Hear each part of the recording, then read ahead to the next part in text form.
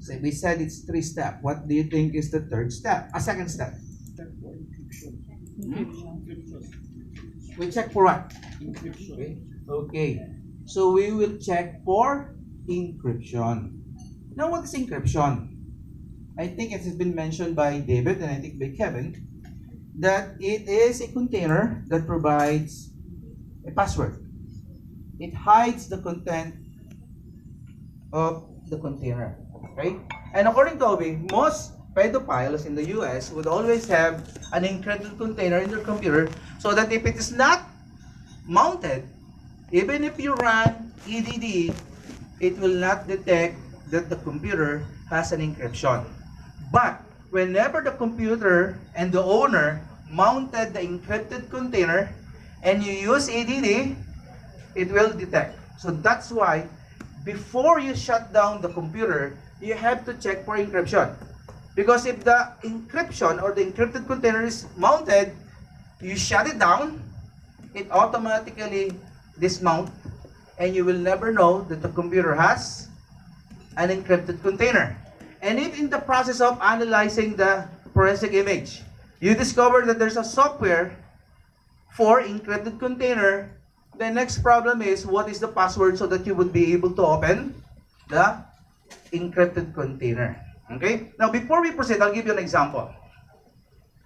Okay?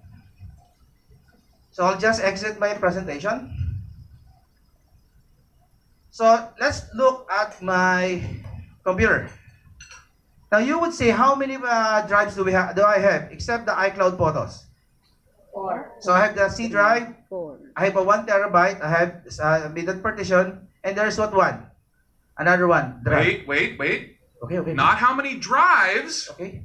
how many Partitions. partitions. Sorry, how many Not partitions? necessarily the same thing. In this Okay. case, I think it is the same thing, but it's not necessarily the same thing. So I have a SSD drive, which is the C drive, which is 250 GB, and I have a 1 terabyte drive. Okay? And I made it 2 partitions. That's why I have 2 drives. Then I have one, which is my encrypted container. Okay? I don't want to open my encrypted container because normally we keep in our encrypted container things that is private to us. Right? Right, Kevin? So I will not open that. But let's say, for example, you powered off the laptop. Okay? So just show what would happen. Then let's say, for example, you turned on.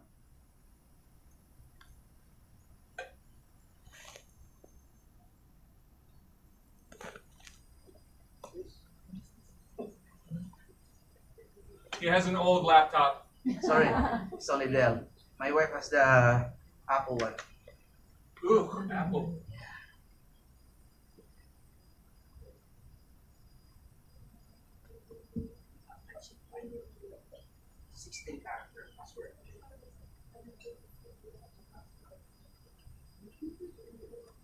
Is your password I love Heidi? No, it's password.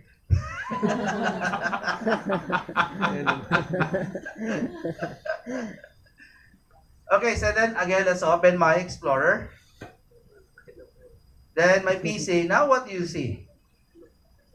3 partition. So the one is missing is what? Drive? The drive Z. Because the drive Z is my virtual drive or my encrypted container. So therefore, you would never know that there is an encrypted container in the laptop of the suspect. That's why it's important that you check for encryption before you turn off the computer.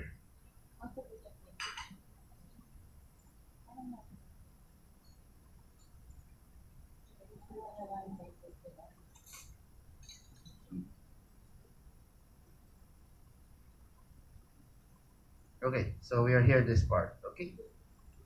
Okay, so I hope you understand why is it important that we check for encryption. Because mostly, encrypted container needs to be mounted. Okay? If it is not mounted, okay, you will not know that there is an encrypted container. Okay? So how do we check for encrypted container? You're going to use the second application in your live acquisition tool, which is EDD. Now, it is a command prompt application. You just click the EDD, okay? then just say yes. Okay? No need to just accept.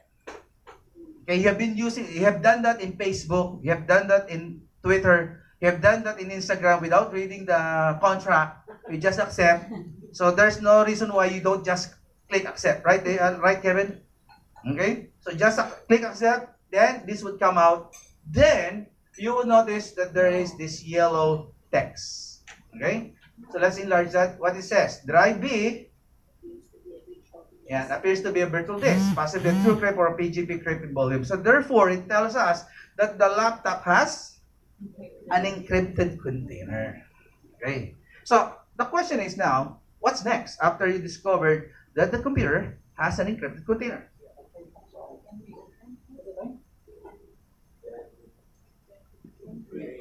Okay, I still have good 30 minutes. Okay, so now you know that there's an encrypted container. What are you going to do next? You don't open it. Again, you don't open it because you will alter the digital evidence inside. It's taboo. Okay, you do not open the digital device. Remember that. Okay? So if there is an encrypted container, then we're now ready to do Encryption. Okay. Now we're ready now to do the third step. And what is the third step? Image the hard drive, but not the entire hard drive. Only the encrypted drive. Okay? So how do you capture mounted encrypted drive? Then again, you're going to use FTK imager. Okay? So what you're going to do is you're going to capture it, image it, live logical. Okay? So again, you're going to use your FTK imager, but instead of using this one, you will be using this one. Create this image. Okay? Create this image. Now, after you click on this image, you would see this dialog box. It has physical drive, it has a logical drive, and image drive. Now, if you're just going to copy the hard drive at this, the regular hard drive, the regular flash drive, you use physical drive. If you're going to copy an encrypted drive, you must use logical. Okay? And if you're just going to view the forensic image, that's the time that you're going to use image file. Okay, so for live logical and for copying encrypted drive, we're going to use live logical. Okay, so just click next. After you have clicked that, click next.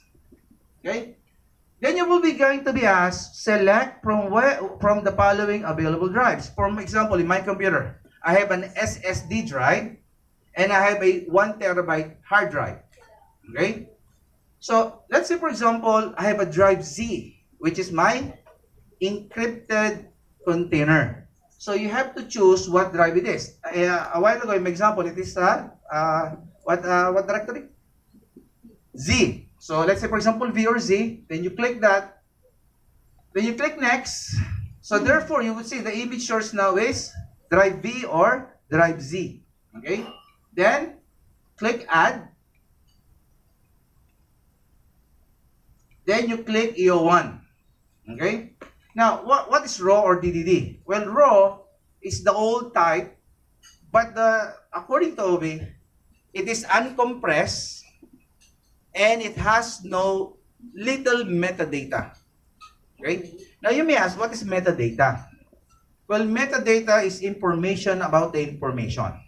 Later on, we'll show you an example of a metadata. So therefore, you don't use RAW. You can use RAW, but again, it's uncompressed. If you image a 1 terabyte, it will be 1 terabyte.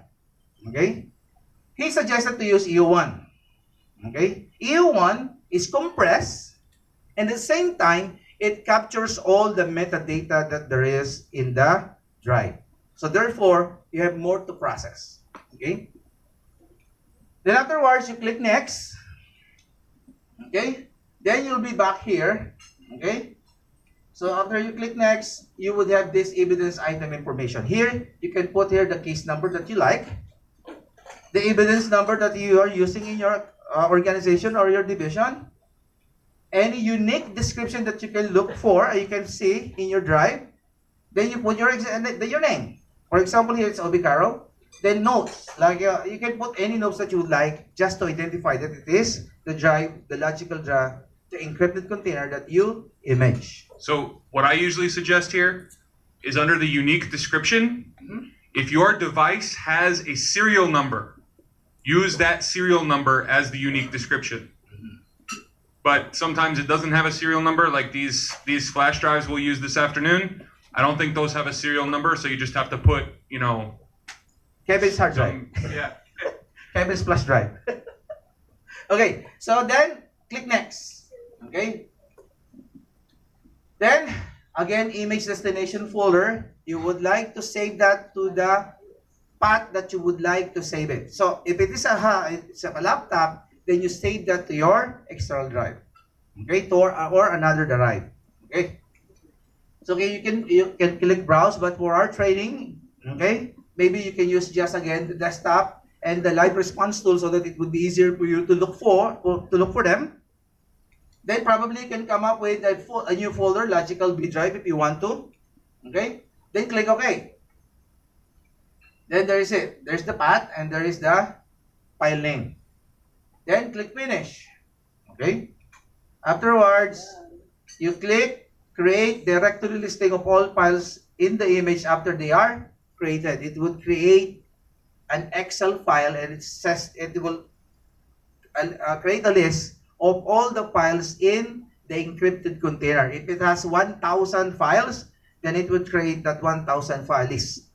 Okay, and it will help you in your analysis. Okay, then click start. Okay, then the progress bar. Then after it finish, okay, it would show you this drive image verify result. Now you would see there is a hash, the MD5 hash and the SHA-1 hash. So anytime that you image, it creates a hash value or a hash number. Now the hash is, and I think Kevin will discuss this more later on, the hash is a computation, a mathematical computation of the content of the data. It doesn't matter whether you change the file name after you image it, it will not change the hash value. But if you change the content of the file, let's say for example, you delete one character, you put one space, you put one punctuation, so whatsoever, anything that you do, even a very small one, it would change the hash. Okay? So this hash would be your chain of custody. Proof that this is the one that you image at the scene that you give to the laboratory or to the forensic investigators. Okay? So there are two, MD5 hash and SHA-1. What is MD5 hash? It's message digest 1. Okay?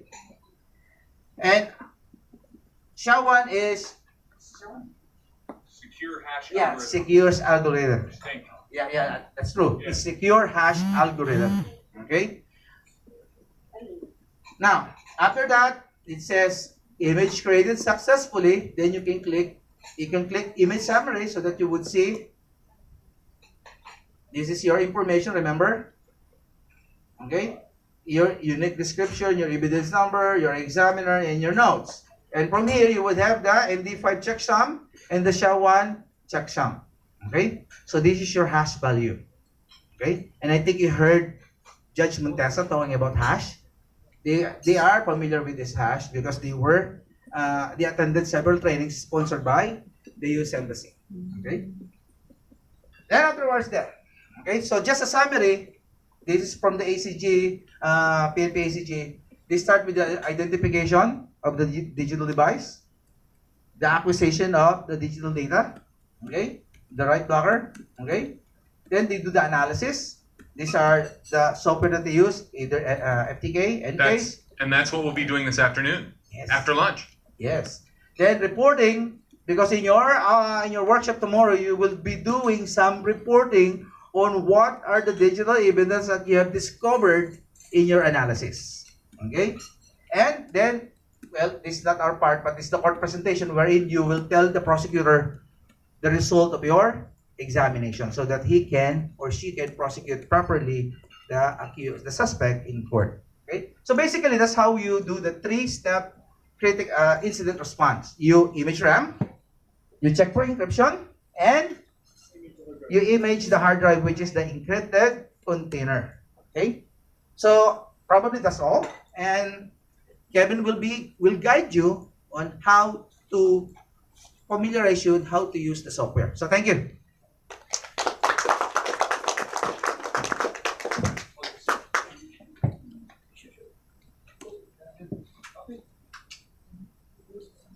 Okay, so I have here the USB drives that I use in my classes for the midterm examination. And they have like 3 months or 2 months worth of instruction before they do this. You guys have now had what? 3 hours. So same, right? Unfortunately, I only have 24 of these. So I'm going to have to only give you 1 or 2 per table, and you can share, okay? But I'll be, let me pass these out.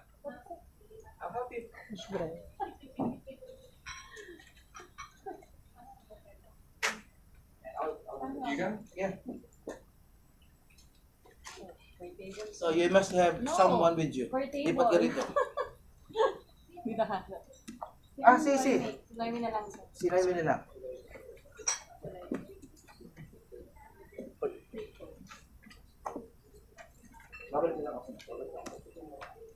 Share, sorry. Again, share.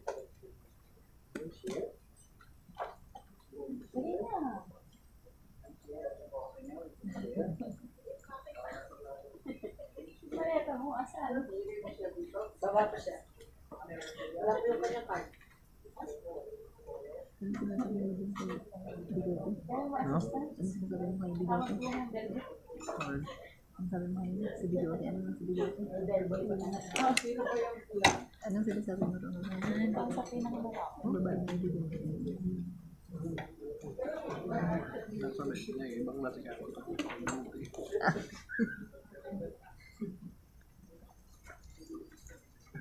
Sino ba? Sir, mag-gusto na po kayo. Tatluhan lang ang bibigyan ko. Sino ba yung tatlo pa? Okay, sige. Ara din naman pa isa lang ako, di pa na lahat. Yan mo siya. Ito, mahuli siya eh.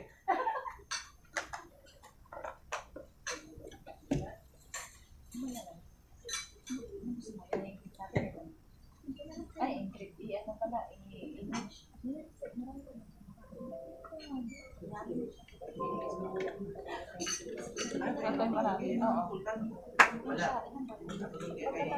Okay, guys, can you see? Is that too faint? Can you see it? No? Okay, how do we make that darker or bigger? Probably can change the setting. That's why. Is that better? Yeah. Okay. Everybody ready? All right, so the files we gave you before class today, one of those is called, where'd it go? Wait, where'd it go? There it is, Access Data FTK Imager. Yes? Yes. We're gonna go ahead and run that.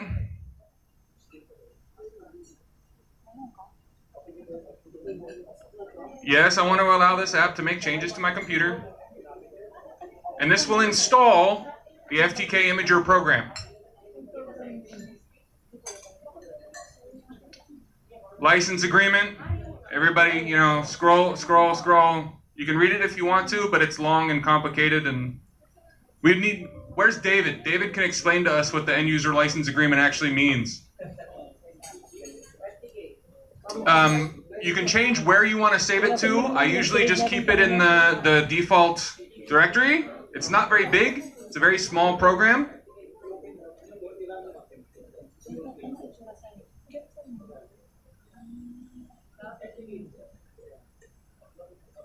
And when it's done installing, we want to launch Access Data FTK Imager, right?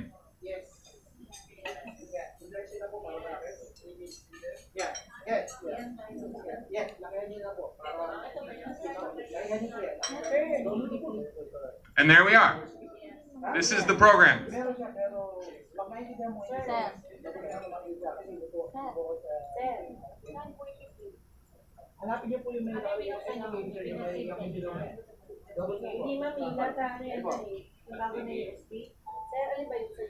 Yes, yung binigay ko po. Yung una ko yung binigay kanina.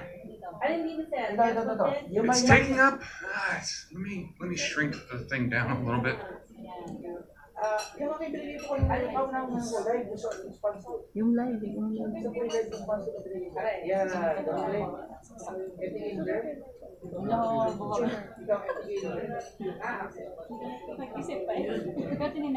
Okay.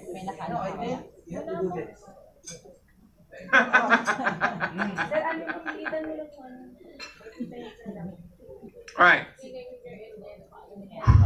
It is really hot in here, isn't it? Yeah.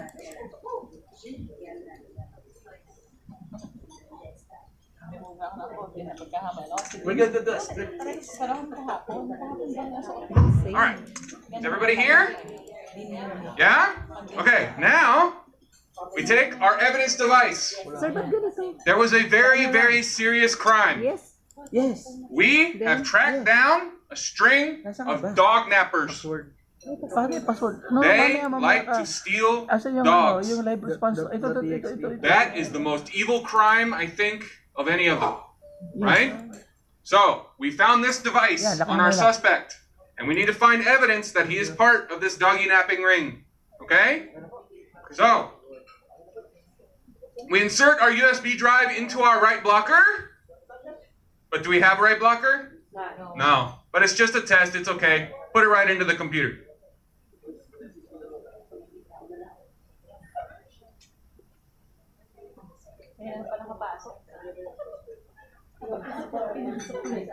Oh, one warning.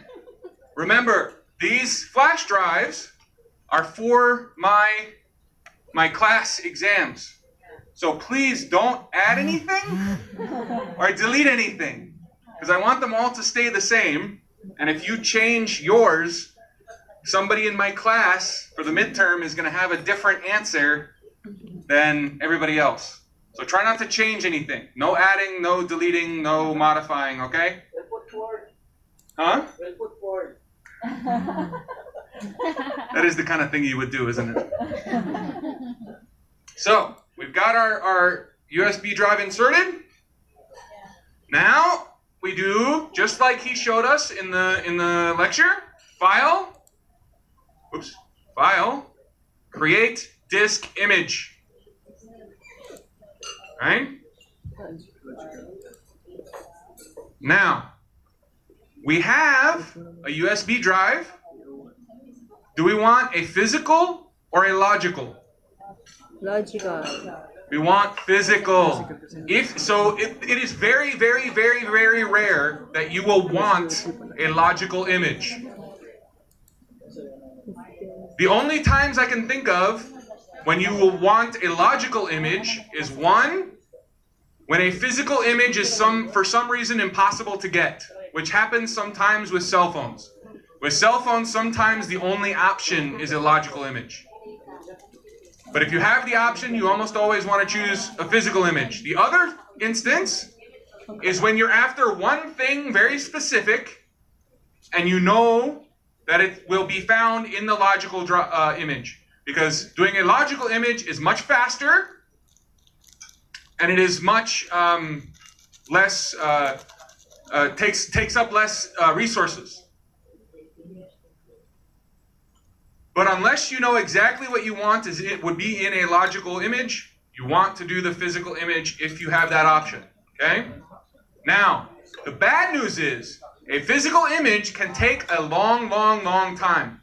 If you have, like Dennis's 1 terabyte hard drive, that would take probably a few hours to image. It is an intense process, a few hours. These flash drives are 64 megabytes.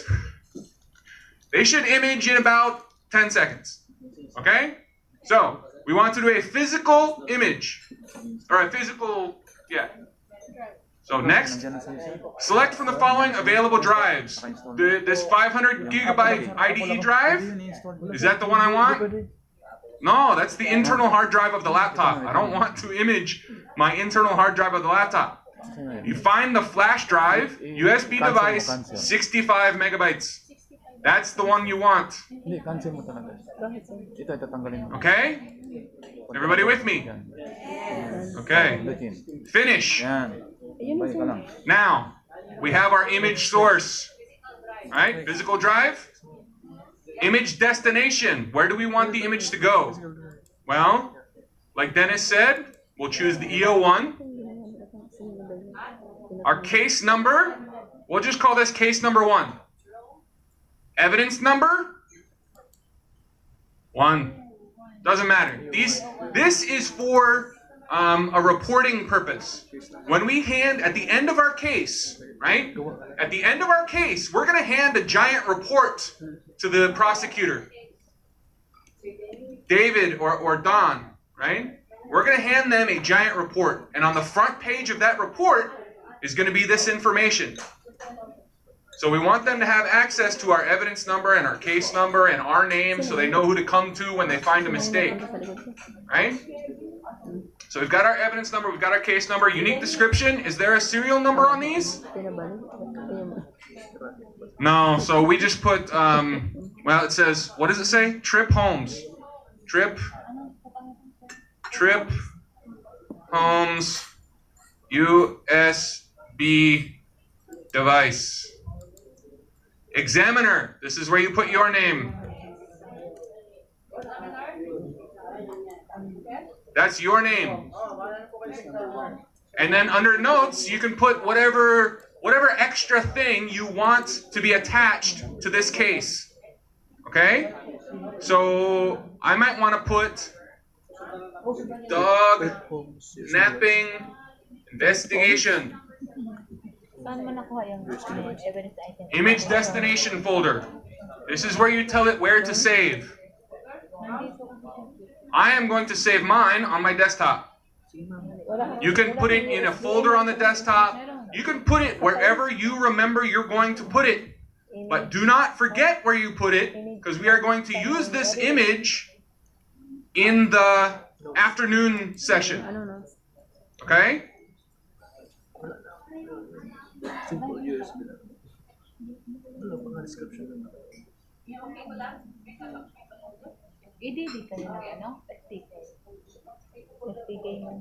So, I'm putting mine on my desktop. Image file name. What do I want to call this image? How about Philippine demonstration? Image fragment size and compression. You don't need to worry about that right now. That's fragment size and compression. That's kind of above our pay grade. We'll worry about that later. Just leave it where it is. Now we click finish. Okay? So we've got our source. We've got our destination. Now, if we want to add another, we can have it create multiple images at the same time. So if we have like a backup system, we could have one on our desktop, one in the backup system, created at the same time. But we don't have to worry about that right now. Now, let's create our directory listings of all files, which, as Dennis said, we'll create like an Excel spreadsheet with a list of all the files. And then start. So 64 megabytes does not take very long to image. And we're done. That's how fast it goes. But remember, on an actual case, if you have like a 1 terabyte drive or a 2 terabyte drive, or God forbid something even larger, usually what you do, or what I would suggest that you do if you're an examiner, is wait until the end of your workday. At the end of the day, start at imaging. Then go home. Have dinner with your family, sleep, come back the next day, you show up to work, and hey, it's done. Just, you know, while it's imaging, there's really not a lot you can do. At the lab, if you have a really nice lab, you could have 3 machines per examiner. On one machine, you have an image, you have a device imaging, and that takes hours. Then on the second machine, you have a device processing, which we'll do this afternoon. That takes hours. And then on the third machine, you can actually sit down and start examining, doing your analysis. Okay? Because the imaging process can take a long time, and the processing process, which again we'll talk about later, can also take a long time. Okay? Everybody tracking? All right. What is it? I didn't get a sandwich. Why didn't I get a sandwich? So, we have here our hashes, and it's very difficult to see. This is like, I don't know why it's so difficult. Let's try. Oops. Okay, so you can see a little better. Let me see if I can zoom in. Oh, that's not working. Well, I know it's hard to see, but I was joking.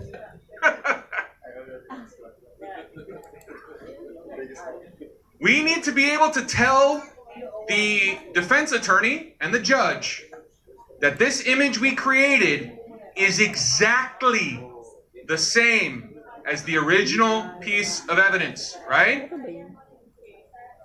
We need to be able to prove that there's not a single different 1 or 0 in the entire device between the original and the image.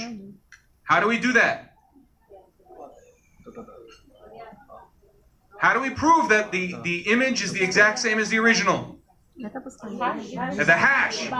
So here is the MD5 hash. The computed hash, it starts with, let me see, starts with BBA9A07, blah, blah, blah, blah, blah. The next one is BBA90, blah, blah, blah. It's the exact same. So what do we know? What do we know for a fact? It's a match. Okay? But we don't just want to do that once. We want to do it twice with a completely different hashing algorithm. SHA-1. So here's our computed SHA-1 hash. Why is it changing when I highlight it? That's weird. It starts with 099CB, blah, blah, blah, blah, blah. And the computed hash and the verification, exactly the same, right? So every single 1 and 0 on the image is the exact same as every single 1 and 0 on the original drive. Now, bad sectors. A bad sector means if there's, like on a hard drive, if there's a scratch, that will make any of the 1s and 0s that are there bad, right? So you can't read any data off that piece of the hard drive. You can't write any data. Those are called bad sectors. FTK Imager will ignore those for purposes of hashing. Because if it can't read a 1 or a 0, it can't add that to the hash.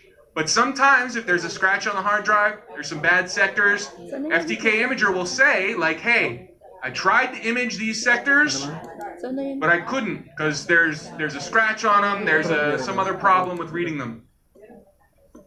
So hopefully there's no bad sectors, but if there are bad sectors, it means you're missing some data, but that doesn't get computed in the hash. You can still have a matching hash even with those bad sectors, okay? All right, so we're done creating our image of our USB drive. Image created successfully. Now, let's say we want to capture the RAM from our computer. We're not going to actually do this because this would take a long time. But we can click the capture memory button, destination path, that's where we want to save it, right? Destination file name, we can call it Kevin's laptop. We want to include that page file. Remember that page file we talked about?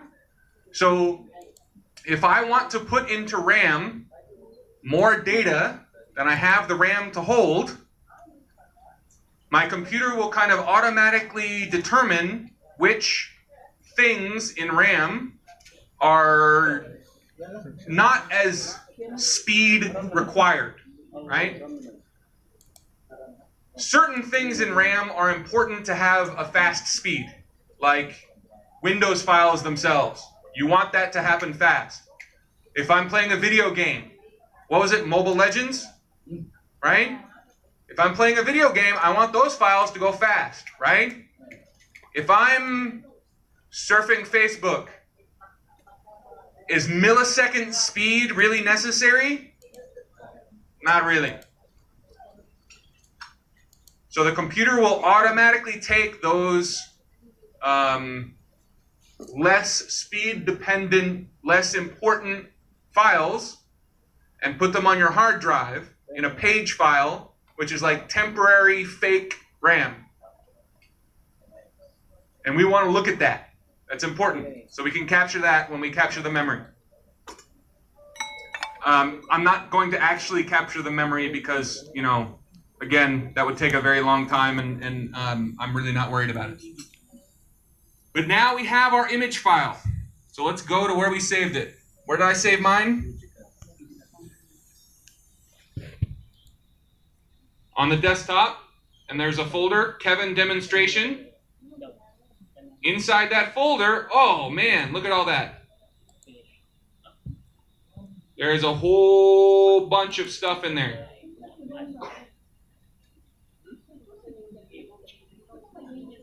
Now, one thing that's important is ftk.log.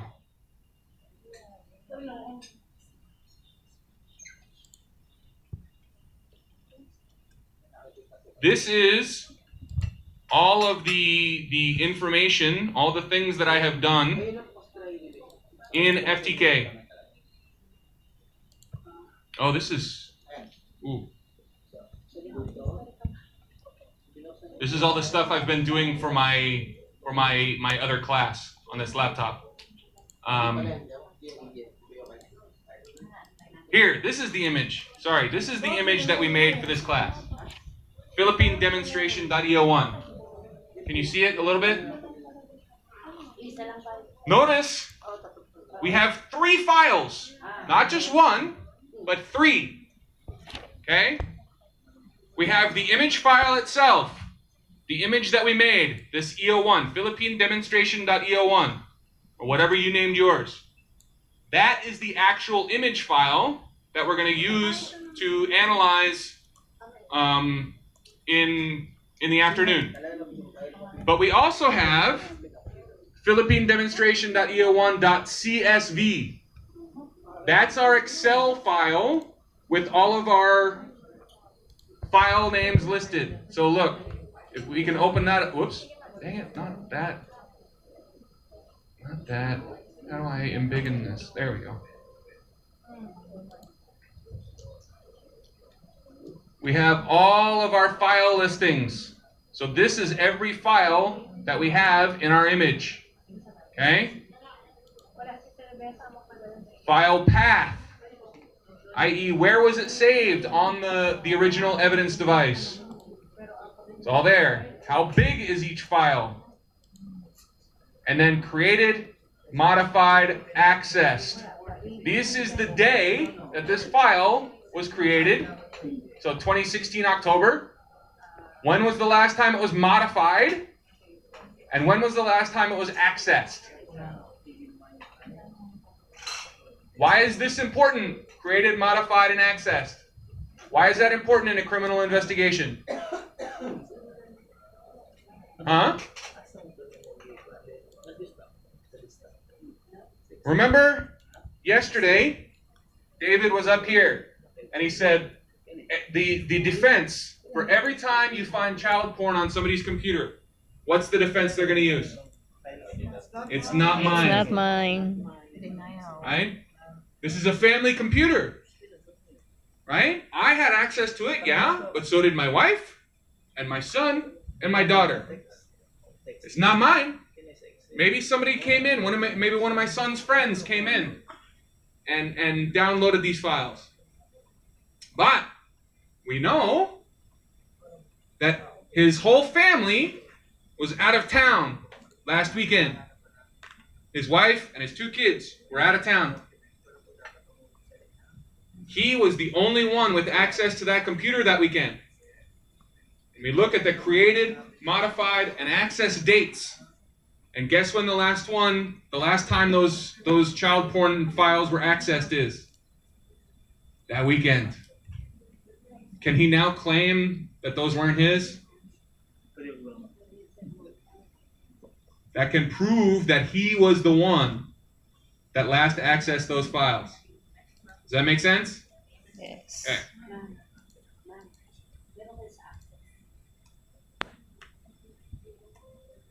And then the last one is deleted.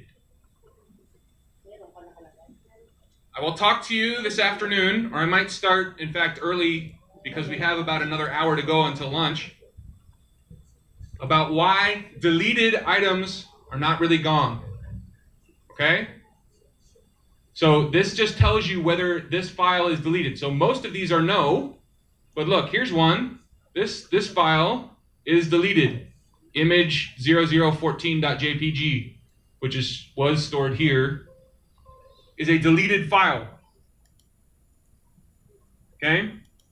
No, I don't want to save that. So we have our actual image that we created. We have our .csv file, which is the list of all the files in the Can we image. still, And then the third access the thing deleted is a files? .txt file.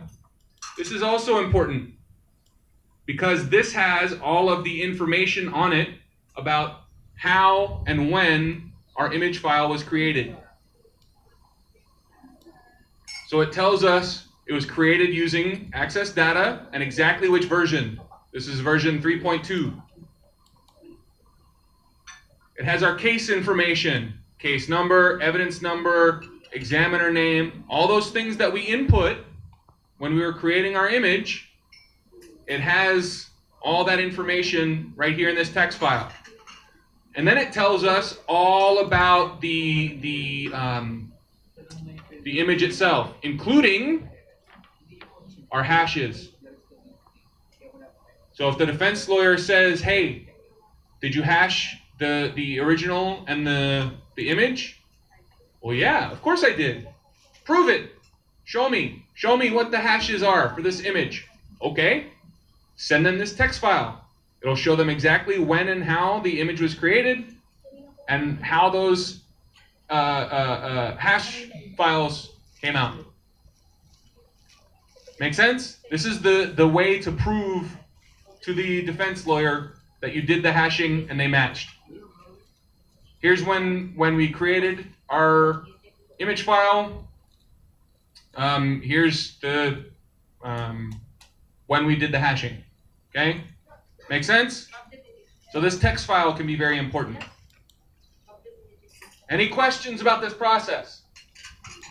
We have now successfully all created the image for an evidence device.